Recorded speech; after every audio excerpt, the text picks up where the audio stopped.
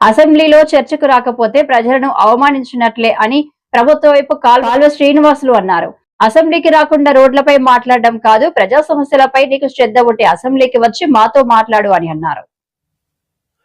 డుమ్మా కొట్టింది వైసీపీ శాసనసభాపక్షం. మొక్కుబడిగా గవర్నర్ గారి ప్రసంగం రోజు రావడం,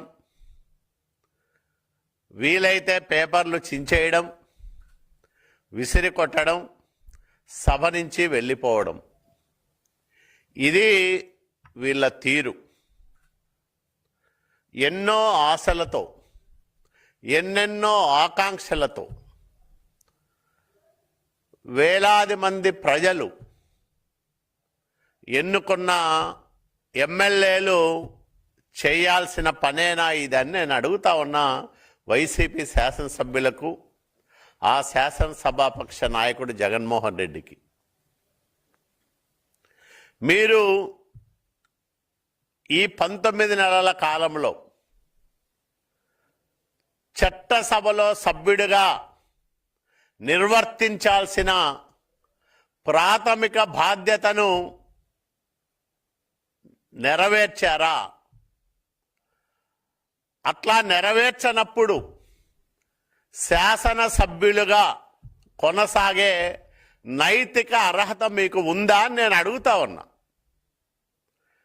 సభకు రాని శాసనసభ్యులు తొలి రోజు నుంచినే చర్చల్లో పాలు పంచుకొని సభ్యులు వాళ్ళ నియోజకవర్గ సమస్యలను ఏనాడు సభలో ప్రస్తావించని ఎమ్మెల్యేలు, అనేక చట్టాలు రూపకల్పన జరుగుతున్నా వాటి విషయాల్లో ఎప్పుడూ చర్చించని శాసనసభ్యులు శాసనసభకు సభ్యులుగా వ్యవహరించడం ఎంతవరకు నైతికత అని నేను అడుగుతా ఉన్నా. మీకు శాసనసభ పైన గౌరవం ఉన్నా, శాసన వ్యవస్థ పైన నమ్మకం ఉన్నా, కనీసం రేపు ప్రారంభమయ్యే శాసనసభ సమావేశాల నుంచైనా పాల్గొని చట్టాల రూపకల్పనలో మీ సలహాలు సూచనలు ఇచ్చి నిర్మాణాత్మకమైన విమర్శలతో, సహేతుకమైన ఆరోపణలతో మీరు ప్రభుత్వాన్ని ప్రశ్నించండి. సమాధానం చెప్పడానికి ముఖ్యమంత్రి చంద్రబాబు నాయుడు గారి నాయకత్వంలో పనిచేస్తున్న కూటమి ప్రభుత్వం సిద్ధంగా ఉంది. ఏ అంశాన్ని చర్చించడానికైనా, ఏ విషయం పైన మాట్లాడడానికైనా, మీరు అడిగే ఎలాంటి ప్రశ్నలకు అయినా సమాధానాలు ఇవ్వడానికి, సత్యాలు ప్రజలకు చాటడానికి కూటమి ప్రభుత్వం సిద్ధంగా ఉందనే విషయాన్ని ఈ సందర్భంగా నేను వైసీపీ నాయకులకు చెప్తా ఉన్నా.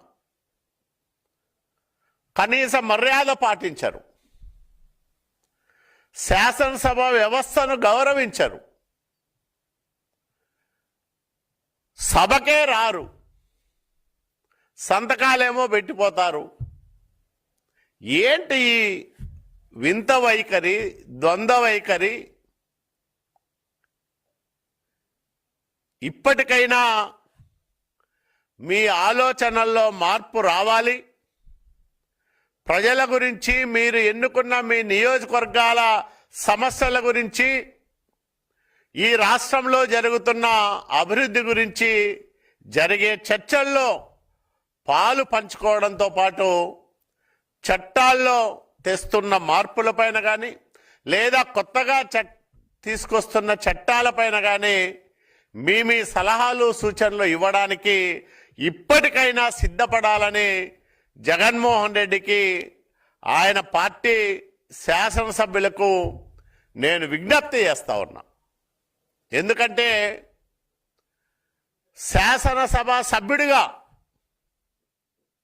అద్భుతమైన అవకాశం శాసనసభలో మాట్లాడే దానికి.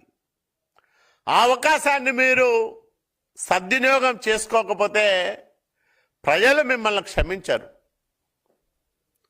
5 సంవత్సరాల జగన్మోహన్ రెడ్డి అరాచక పరిపాలన, విధ్వంసకర విధానాలు, వ్యవస్థలను భ్రష్టు పట్టించిన తీరు, రాష్ట్ర అభివృద్ధిని నాశనం చేసిన విధానం, ఇవన్నీ చూసి భయంతో ఒకవైపు చంద్రబాబు నాయుడు గారు, పవన్ కళ్యాణ్ గారు, అట్లాగే భారతీయ జనతా పార్టీ నరేంద్ర మోడీ గారు వీళ్ళందరూ కలిసి రాష్ట్రాన్ని బాగు చేస్తారనే ఒక నమ్మకంతో